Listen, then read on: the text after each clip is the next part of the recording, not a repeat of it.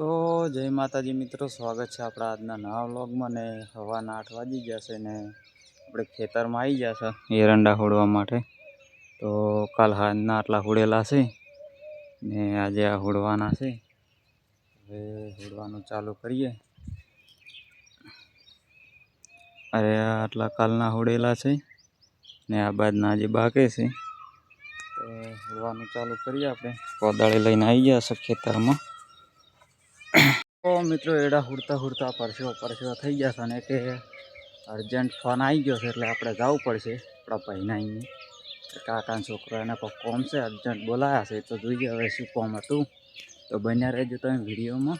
તો મિત્રો ભેંસ એક અમારે મુકેશભાઈને બેસી ગઈ છે એટલે આપણને ભેંસને ઊભી કરવાની છે. એટલે આપણને બોલાયા છે એટલે બધા ભાઈઓ ભેળા થયા છે ને ભેંસને હવે ઊભી કરવાની છે.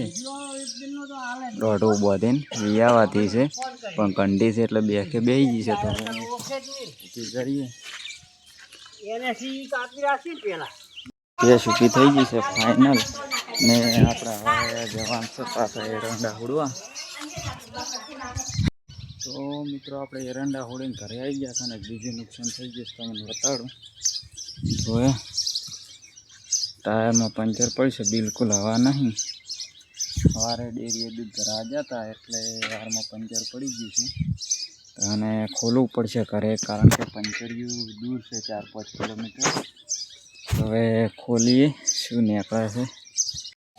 તો મિત્રો ટાયર ખોલી નાખ્યો છે ને હવે લઈને જવાનું છે આપણે પંચરિયું. મને એવું લાગે છે કે ટૂંપ કચરાઈ ગયો એવું લાગે છે. આ વાલાકો ફરે છે. પંચરિયું જઈને જોઈએ કે શું પ્રોબ્લેમ છે. બીજું બાઇક લાવી દીધું છે, ટાયર લઈને જવાનું છે.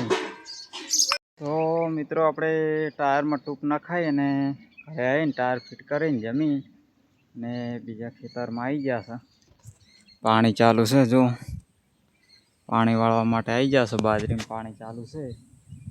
હવે બાજરી પાકી ગઈ છે, લગભગ 1 પોણી પીએ ને તાજ્યા છે. એક ગરમી પડે છે જોરદાર, 40-45 ડિગ્રી છે ગરમી. તો ખેતરમાં પાણી વાળવું પડે છે ને જુઓ ખાલી આપણી બાજરી.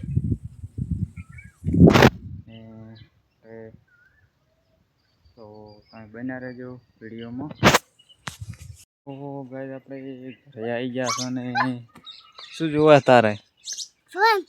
ફોન ના મળે, ફોન ના મળે. ફોન જોઈને ગોડા થઈ ગયો. ઓય લે જોવો જ પડશે. લેતા તા મમ્મીનો છે, મેલ દેજે હો. તો ગાઈસ વાગી ગયા છે, દાડો હવે હાથમાં આવ્યો છે. હવે આપણે જવાનું છે બાજરી ચકલા ઉડાડવા.